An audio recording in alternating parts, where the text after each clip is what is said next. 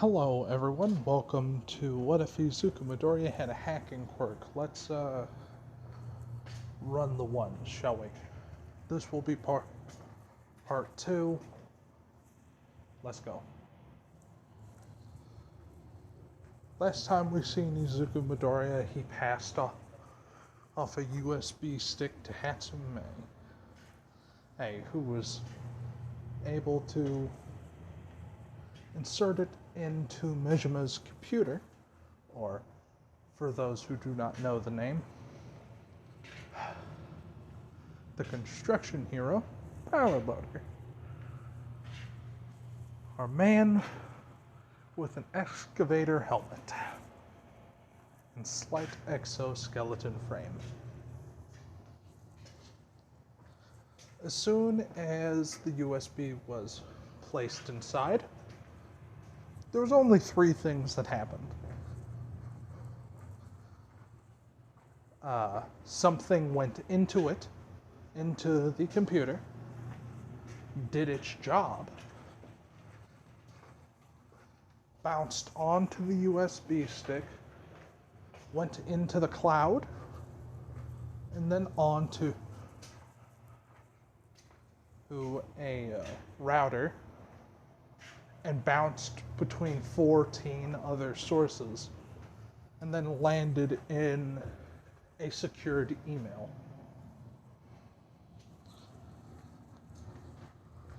After that was done, it essentially just copied the lesson plan onto the USB. Other than that, that was about it. That's all it did. However, what was sent to Izuku was A, the lesson plan, B, the grades, C, parts of a 6 now, original number of 7-part code to essentially fully get into UA security. Now, is he getting these in order? No. Izuku has no fucking idea what order it's in. However, he has to get it eventually. One of them is held by Power Loader, one by Nezu, another by Nimuri, also known as Midnight, another held by Headshot. Hold on one moment. Well, anyway, like I was saying prior, the full 7 code was held by Nezu, Cementos, Power Loader, Midnight, Eraserhead, Mike. Oh wait, no, fuck. Did I say Mike already? I don't think I said Mike already. Present Mike. Fuck, I'm really bad at this today. One moment, I'm being dyslexic. It's just being held by UA staff. Why am I just doing that? Because it's going to be easier, and everyone here knows that I have a big issue. I'm stupid and a bit slow, so we're just gonna power through that, and we're gonna pretend like that didn't happen. So, Izuku, with Mijima's code, he is able to enter some things, like the general layout of the support wing of the school, which all in all is pretty straightforward. It also shows to where the central location would be, Principal Nezu's office and the hallway leading to the what the hell? The staff room.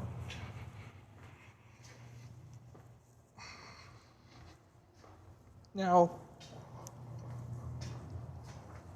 Izuku at this point in time is worried about 3 people. Sorry, scratch that 4. He's worried about Eraserhead, Miss Kayama herself, and Headshot. Those are the 3 that he could get to immediately. The 4th one is the big issue, is Nezu. Because he doesn't know Nezu's IQ, but he's not about to try it. He's not going to act like he's smarter. He's going to try to deal with a being that's nigh omnipotent,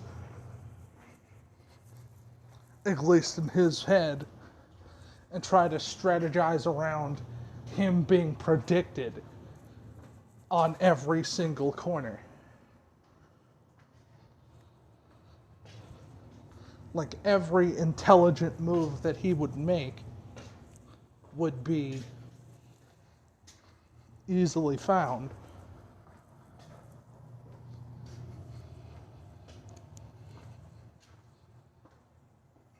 So, essentially,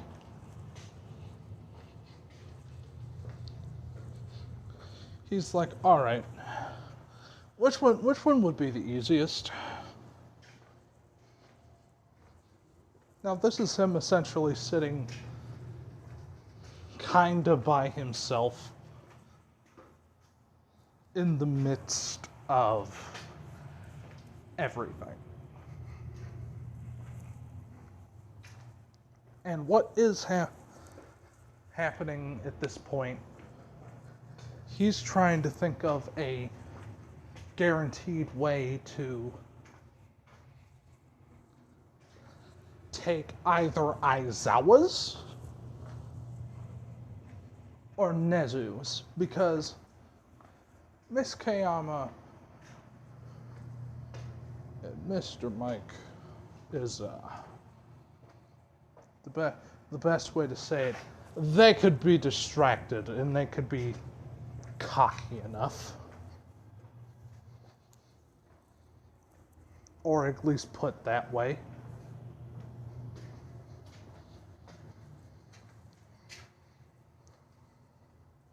So during that time, Izuku isn't really even focusing on them when he needs to use the bathroom. Now, Izuku is the type of person that walks around with his backpack on him. That backpack has some, how would he say, a second change of clothes and some contraband that if someone actually found it, it would be incriminating as shit. But the way it was made, thanks to not only Hatsum and her marvelous designs, it was not picked up on the metal detectors walking in, which was the most important thing, at least for Izuku Midoriya. He would stand up and go to the restroom. Now, Izuku would just about to get ready to leave when an alarm would blare.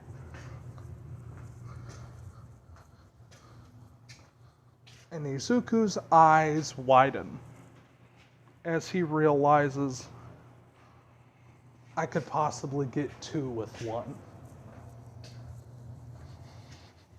As he would rush back into the stall and begin changing as fast as possible.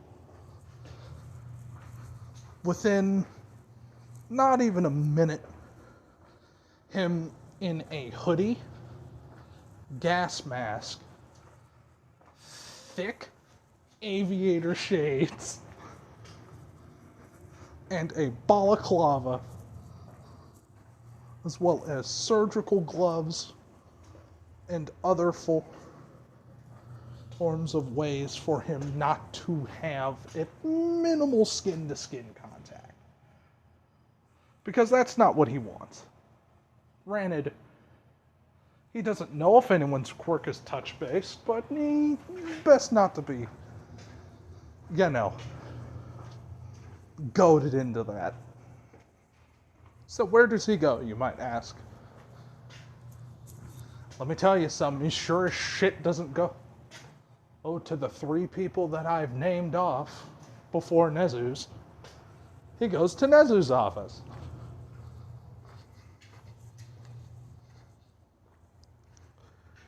Now, are there cameras in Nezu's office? Yes. Is it on the 2nd floor? Yes. Did he see Nezu leave on Aizawa's shoulder? Yes. However, there's only one problem. He cannot do this quietly. After all, the secretary is still there and is partially on guard. So what he does is pretty simple. He pulls out his pistol, loaded with shock rounds, that could very easily put someone unconscious if hit in the head. But he is a man to double tap. So they might get slight brain damage, but he doesn't really care. So essentially what Izuku does after seeing Nezu leave on Aizawa's shoulder, he goes around the corner, pulls gun up, fires twice. Now, it's only because she wasn't ready that they couldn't hit the panic button. That's it. 2 shots, they would go down. Izuku would use the computer to unlock the electrical lock on Nezu's door, allowing him entrance. Unknowing to him, that sends a notification to Nezu's phone. Aizawa and Nezu are at the gate. That is rusted at this point. And most students are in the midst of evacuation. After all, they are still panicking. Just a little bit.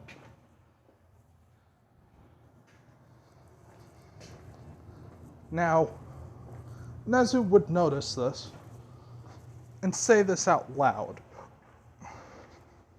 We'll say this loud enough for Aizawa to hear, to tell him to go back to the office at full speed. Now, Nezu has a big-ass window that looks at the front of the school where his chair would be.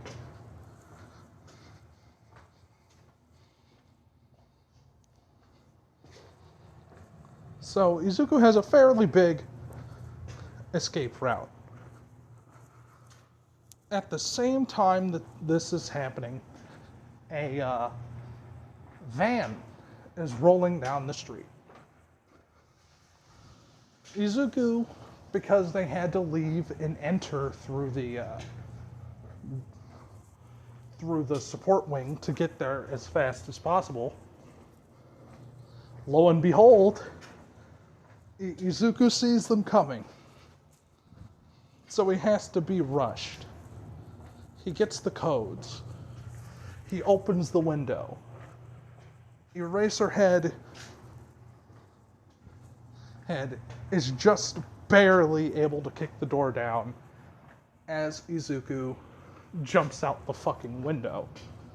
Now, what they were not expecting is a van, armored to shit, smash into the remaining UA barrier, go through it, hit two of the staff members, one of them being Mike, and just start fucking flying towards the front door, which it does a spin, and the back, like the very back cargo door would open. Izuku would fall with a roll and jump into the van.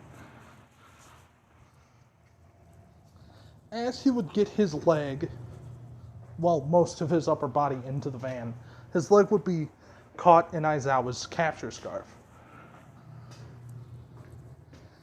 As the van began to floor it. Now,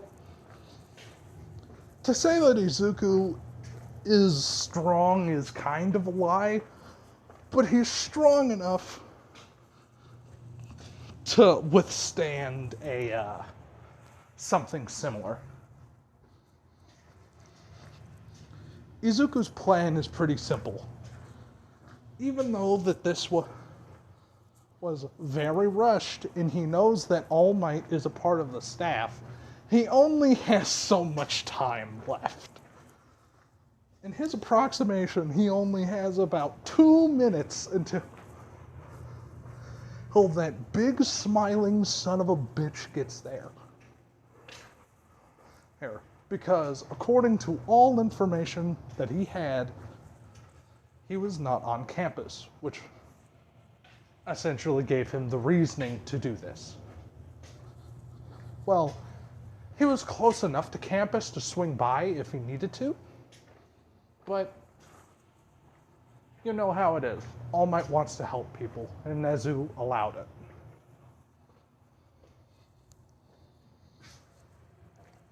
Meanwhile, back to something more important. Izuku at this point is essentially dry humping a seat to make sure that he isn't getting pulled out of a vehicle that is now moving upwards of 80 miles an hour down a damn freeway. So he's going pretty fucking fast. Now, to say that Aizawa is having a good time, no, he is not. He is getting scraped the fuck up, and he is no bueno. Not good. Izuku shuts the door, finally, for all intents and purposes, allowing him some breathing room to properly untie Aizawa's scarf. Now, Aizawa is a man that could understand some fucking pain and would just go through it. If it was not for Aizawa's cut-resistant shirt and slight bulletproof plating, his guts would have been spilled out from underneath him.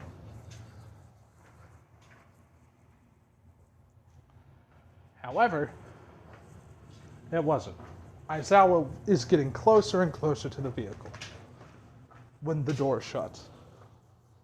He's about 2 pulls away from getting to grab the actual vehicle itself.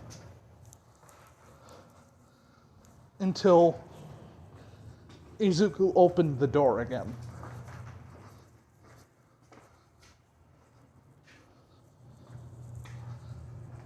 And Aizawa was sent back rolling. Now, the police expected this upon the chase, but what they didn't expect for the guy that's there to just be on some shit and able to shake off Aizawa. The car is now moving at about 100, 150. And he's entering the territory of an annoyingly fast bird. Hawks. A interesting man of interesting tastes. Our bird in a bomber jacket.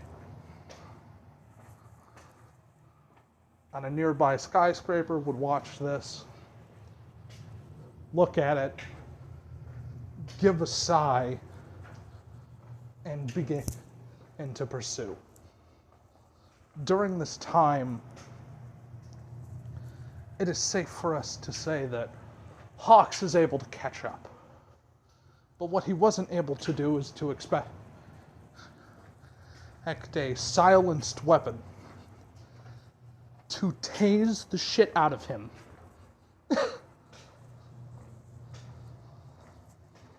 Through the sunroof that he could not see through.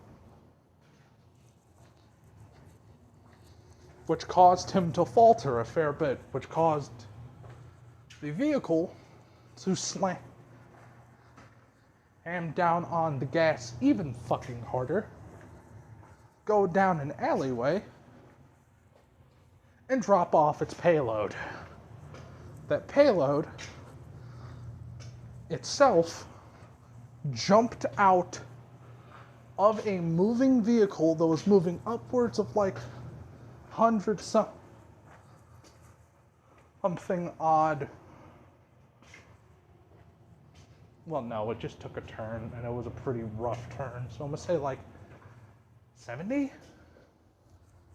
Yeah, it's about a 70 mile per hour turn. Right? And what I could say wholeheartedly, when Izuku lands in a trash can, it's not pleasant. Like in one of those industrial grade trash bins that is behind the restaurant and bar that he decided to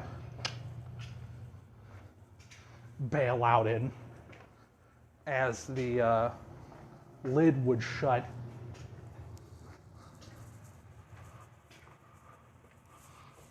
Izuku looks very fucking angry.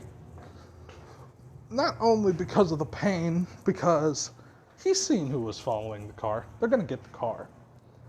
They aren't gonna steal his vehicle. He refuses. It's a loving day to own a C4 detonator. Because when the car simulates a crash,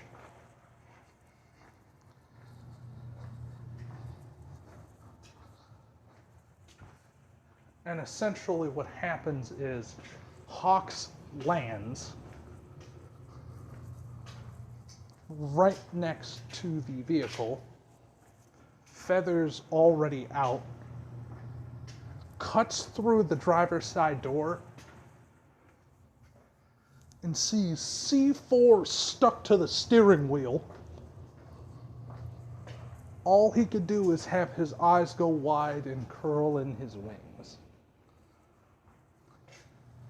as the explosion of 3 C4 detonators, I mean, 3 to 4 pounds of C4 would go off on top of the vehicle, essentially using the vehicle as shrapnel. Izuku knew he would have to get rid of the car. He just didn't think it would be this early. So Izuku's pretty fucking mad.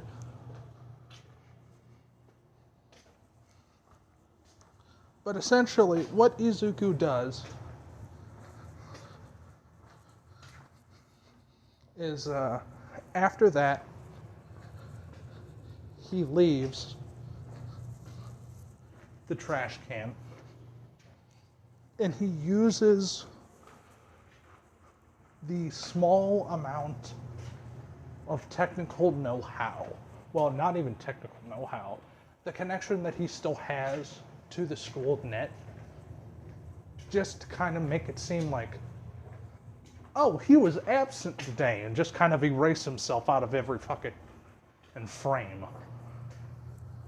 Right? Because it's not like Izuku talked to people during class or got asked any questions that day.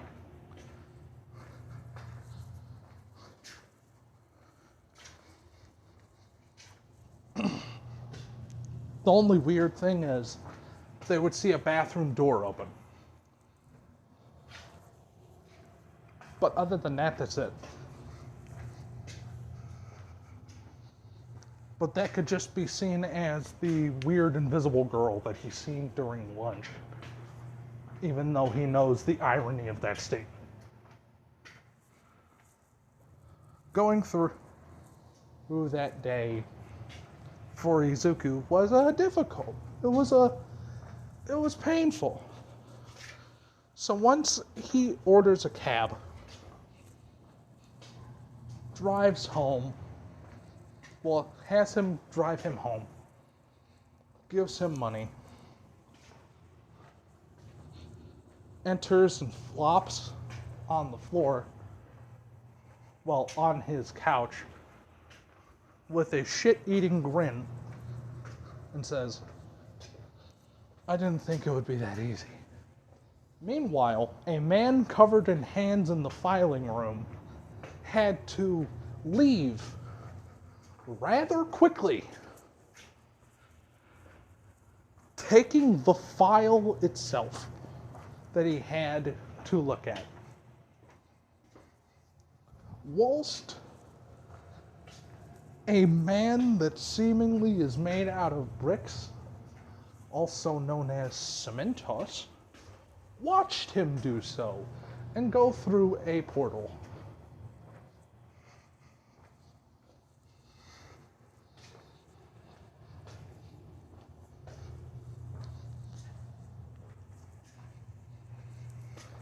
He would land on a bar stool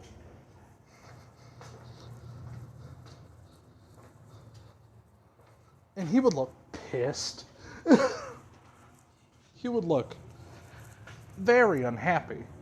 And he would say, why the fuck do they all, that's not their usual fucking procedure. What happened? From what I could tell, sir, a man made of mist would say. Our simple, well, at least from what we know from the small amount of times that people did attempt to break into UA. There is, how to say, complication? No, that's not the right word. There was another op that was run during yours, sir. At least that's what it looked like to me.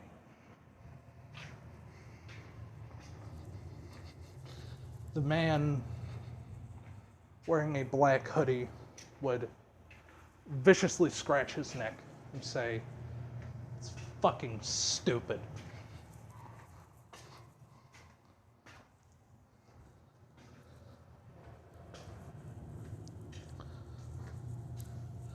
Meanwhile, back at UA, Nezu is, for all intensive purposes, very annoyed. And that's putting it lightly. He is, well,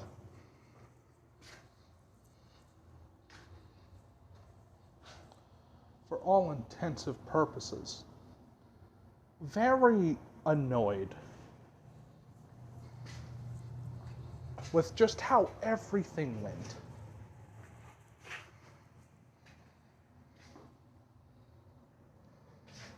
So, during this time frame,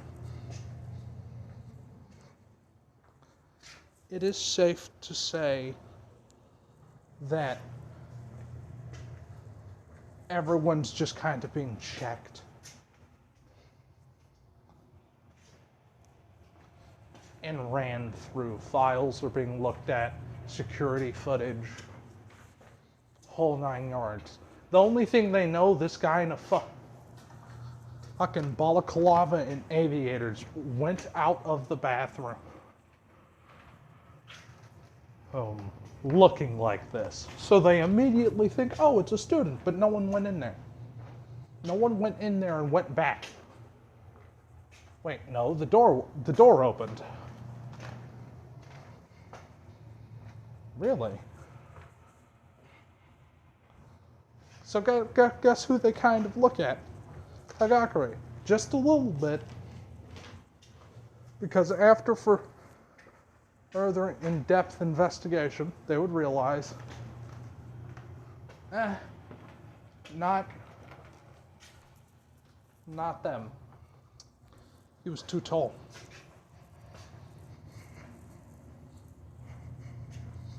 But essentially, what Izuku now has is the central plaza of UA and a fair few of the hallways except for the training ground cameras.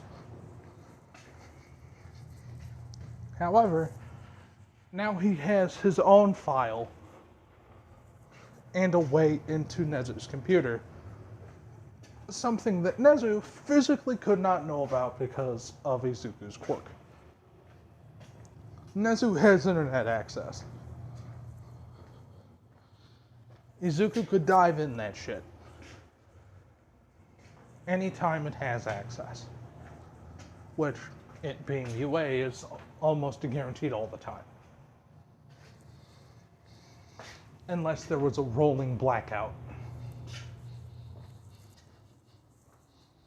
But even then, most of the administrative equipment has backup generators, etc., as well as the lights.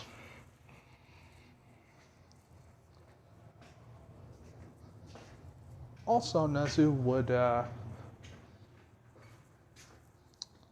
he would have a couple of very interesting things on his computer about information that was recently gotten about Six and the fact that he was recruiting. And there was upwards of 7 moles that was sent in. And Nezu has their names in files. Like ex-cons and current cons, but seen as, informants.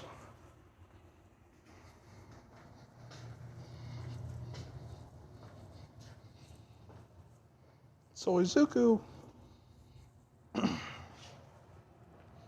during this time, he would see this, he would understand it.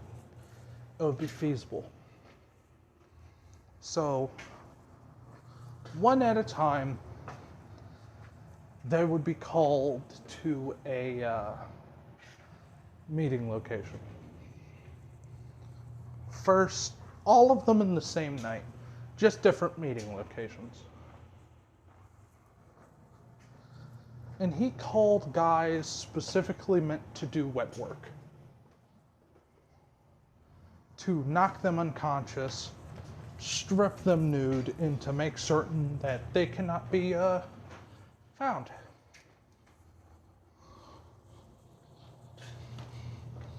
And for all intents and purposes, in one night they were dealt with. One night, multiple warehouses.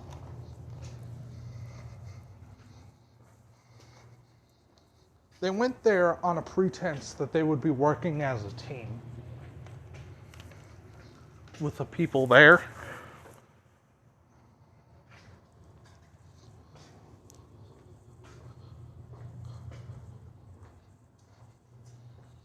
But it's safe to say that they didn't go back home. In front of Detective Sukaichi's house. What would he would find, 4 men. the 7 men that were sent in as moles, beaten near death, arms broken, legs broken, thumbs gone, on fingernails gone, just people who have actually been tortured. Now, did Izuku do this? No. There are some people that are into some really weird shit that Izuku just kind of sent them off to, told them to make sure they lived, and sent them back. Now,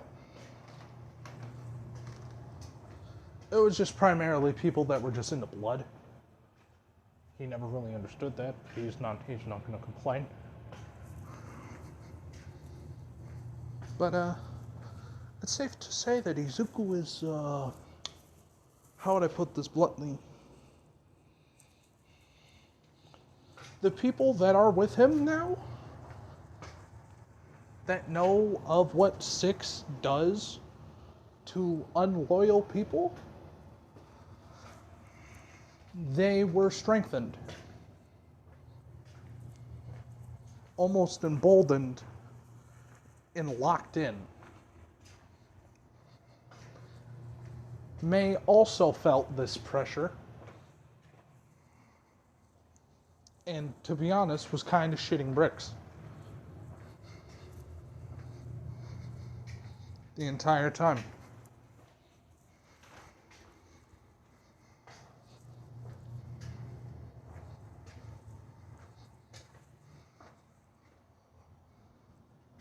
So, what small gangs do come under what essentially is Dead Sec's purview? Is big enough for people.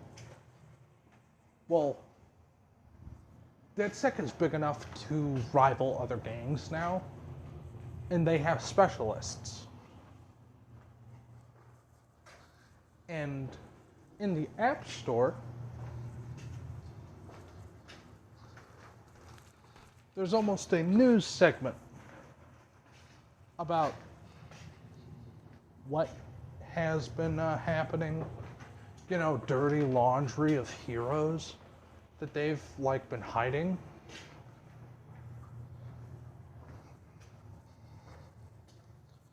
Which is making people lose faith, but also the unsung heroes are getting sung praises. And people love that shit. They're eating it whole. And it's tasty. Those unsung heroes, those low levels that don't kiss ass to brands are getting a much more popularity. Vigilantes as well are also getting proper recognition upon this site.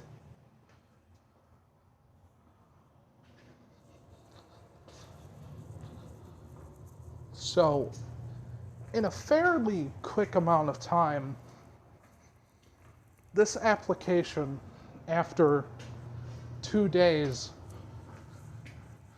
Izuku would come back to UA. It would be, there we go. Pretty straightforward not on what happened, but how things would happen. DedSec would slowly but surely, be branching out behind the scenes. And Izuku has a wet work job that he has to do.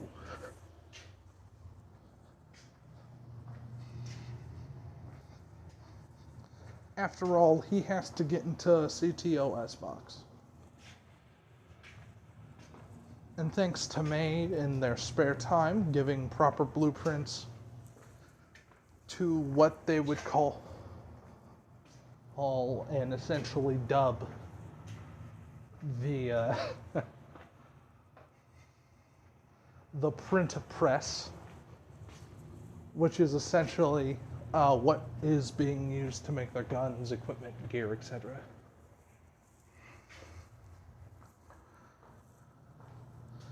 is, for all intensive purposes, fully functional. And as well from that, they have 3 types of drones. A RC, a spider that could go vertically up walls and horizontally. It could also technically go on the ceiling if it wants to. And an RC that could very easily fit through vents. The aerial drone is primarily meant for high up recon.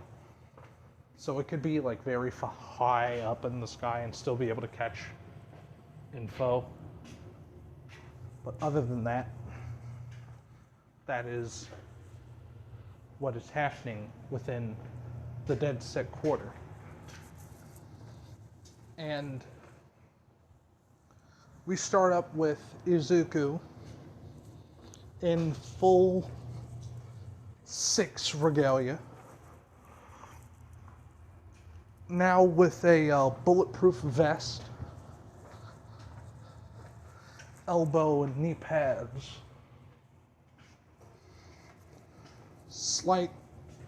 significantly more protection, as well as a military helmet alongside the balaclava and hoodie. He knows a couple things what's going to happen. He knows that he's going to enter a building that is crawling. Fucking crawling. With agents of the Hero Commission. And he just hopes this ID would work for one of their specialized agents.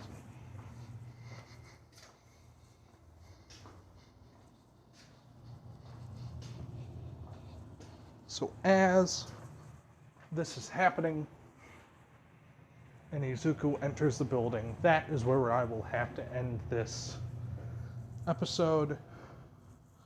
Like, comment, subscribe, share, send bell notifications, all the good stuff. But until then, I'm going to see you. Goodbye.